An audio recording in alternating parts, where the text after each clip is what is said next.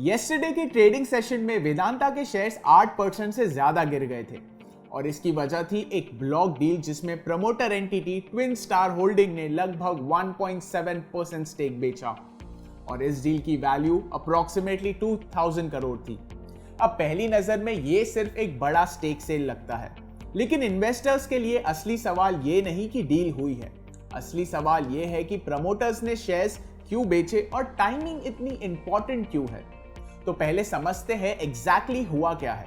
Twin star holding Vedanta का सबसे बड़ा प्रमोटर शेयर होल्डर है।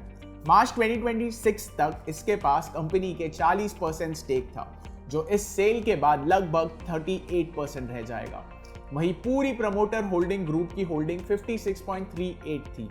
और जब प्रमोटर स्टेक बेचता है, मार्केट उसे नॉर्मल सेलिंग की तरह नहीं देखता, क्योंकि प्रमोटर्स को कंपनी के बिजनेसेस, बैलेंस शीट और फ्यूचर प्रोस्पेक्ट्स का सबसे ज्यादा अंडरस्टैंडिंग होता है। टाइमिंग भी काफी इंटरेस्टिंग है। वेदांता पिछले कुछ समय से अपने डीमर्जर स्टोरी के वजह से फोकस में था। Company aluminium, oil and gas, power और आयरन एंड स्टील जैसे बिजनेसेस को अलग लिस्टेड एंटिटीज में डिवाइड कर चुकी है, ताकि हर बिजनेसेस को एक बेटर वैल्यूएशन मिल सके। इस बीच कंपनी के ऑफिसेस पर रेड्स की खबरें भी सामने आई थी। ऐसे में जब प्रमोटर स्टेक सेल करता है तो इन्वेस्टर्स के मन में एक नेचुरल सवाल उठता है, अगर डीमर्जर से वैल्यू अनलॉक होने वाली है तो प्रमोटर अभी क्यों बेच रहा है। इसके पीछे एक पॉसिबल एक्सप्लेनेशन डेट मैनेजमेंट भी हो सकता है। यहाँ एक बात समझना जरूरी है कि वेदांता ग्रुप में दो अलग एंटिटीज है, एक वेदांता लिमिटेड जो इंडिया में लिस्टेड ऑपरेटिंग कंपनीज है और दूसरी तरफ UK based parent company Vedanta resources.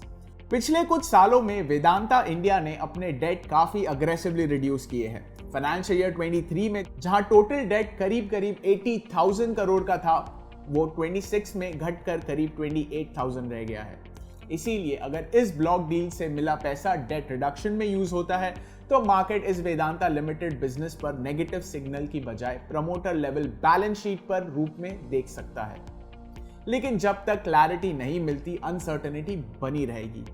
इसीलिए मार्केट सिर्फ डील साइज पर रिएक्ट नहीं कर रहा है, मार्केट ये एसेस कर रहा है कि क्या ये वन टाइम ट्रांजैक्शन है या आगे भी प्रमोटर स्टेक सेल्स देखने को मिल सकते हैं। शॉर्ट टर्म इन्वेस्टर्स के लिए सबसे बड़ा रिस्क सप्लाई ओवरहैंग का है।